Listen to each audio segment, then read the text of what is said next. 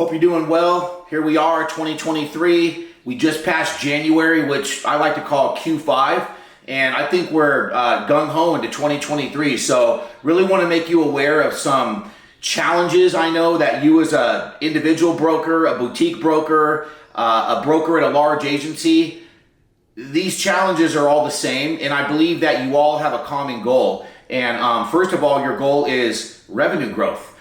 Everyone needs to grow their book of business, whether it's with new business or a combination of organic growth. Now, I believe the challenge for everyone across the boards that has these same goals is the fact that we are in a recession and the economy just isn't doing that well. Simultaneously, the cost of insurance still keeps rising, and there's a lot of companies that are actually struggling financially to stay open, to keep the amount of employees employed that they have, and sometimes to even keep the current health plan in place. So I believe one of the major challenges is going to be you keeping your book of business from organically shrinking. How's that going to happen? Well, you've got companies that if they lay off employees, it's really simple.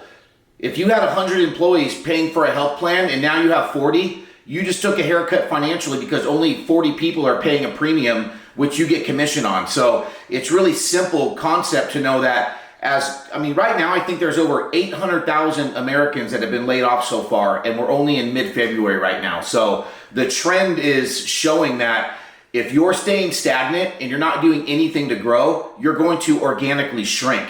And that's just due to the fact that so many companies are having layoffs. A lot of companies are finding out if they can even close their doors, and then they're really questioning the current plan they have in place. So you really need to have options and answers, and you got to kind of put your industry hat on and start learning about what's current and what's out there.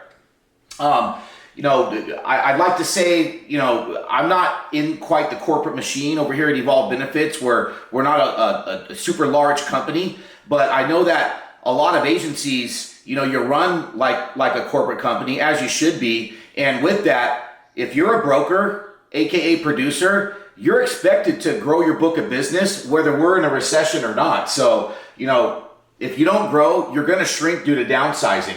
And, I'd like to really just keep pressing the MEC conversation onto you. That's minimum essential coverage. There are a lot of companies that are going to need to scale down a little bit and start really putting their base plan contributions in a MEC plan and offering the major medical plan as a buy-up. And so I can talk to you about strategies with certain large group carriers that actually look at my MEC as a valid waiver. And we could talk about putting a company on a 3-year plan. Got a wonderful strategy I can share with you that's worked many times. But, aside from that, I know this: if you don't know about MEC, chances are you're not going to talk about it. If it's something that you don't believe that you're strong in, you're already going to feel like, hey, I don't want to go in front of my client and talk about something that I don't know, because if they ask me a question, I might not be able to answer it. And I understand how that feels. A MEC plan itself, it's the easiest plan design to understand. It's literally just the top half of a major medical plan. It's just missing the hospitalization. It's got very robust acute services, but more importantly, a lot of the conversation is geared more towards the compliance side, penalty A avoidance, penalty B avoidance, and even just penalty B mitigation. So that's the part of the conversation I believe you need to get familiar with.